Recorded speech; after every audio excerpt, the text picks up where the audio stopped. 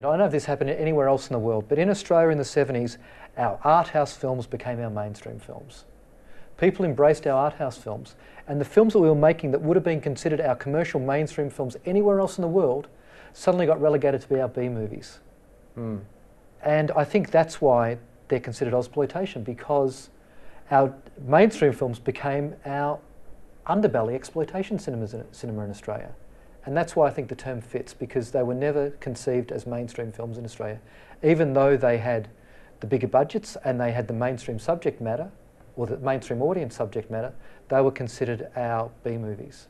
So I think that's why, in Australia at least, exploitation does actually make sense, because our genre films, our sex, our horror, our action, our thrillers, were considered embarrassments. Yeah.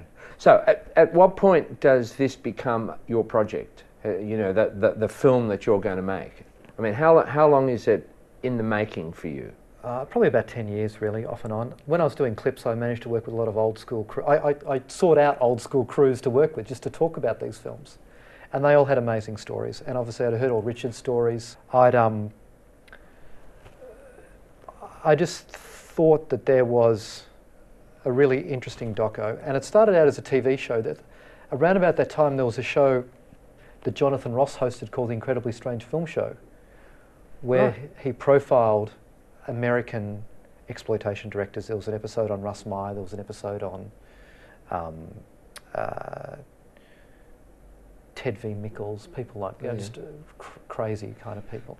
And I thought you could do something like that in Australia. You could have one on Lamond, you could have one on Tim Burstall, you could do one on Tony Ganane. And this is 10 years ago? This is 10 years ago. Yeah. And nothing really happened. No one was really interested. And then I got a couple of years later, someone from the ABC rang me and said, we're thinking of making Not Quite Hollywood. I said, fantastic. Unfortunately, we want to have Bob Down present it. And it just sounded like they were turning it into Australia's funniest films of the 70s. And that's exactly what I didn't want to happen with it. And so I just said no. And I just put it to rest. Yeah. And at around the same time, I read an article with Tarantino where he spoke about his love of a couple of titles. And so this must have been it happened almost concurrently with the Kill Bill, with him coming out to Australia for Kill Bill Volume 2 and he dedicated that to his favourite Australian genre film. And I wasn't there, but from what I understand, everyone in the audience was expecting him to say Mad Max and George Miller. And he said Brian Trenchard Smith and Turkey Shoot. This is in Sydney. This is in Sydney, yeah. And so I got Tarantino's assistant's email and just sent him an email saying, look, this project's dead in the water, but I've got this 100-page research document. You might enjoy reading it. And there was nothing more than that. It wasn't to entice him to the project. It wasn't to reinvent the project. It wasn't to do anything like that. It was just I thought he'd like to read it.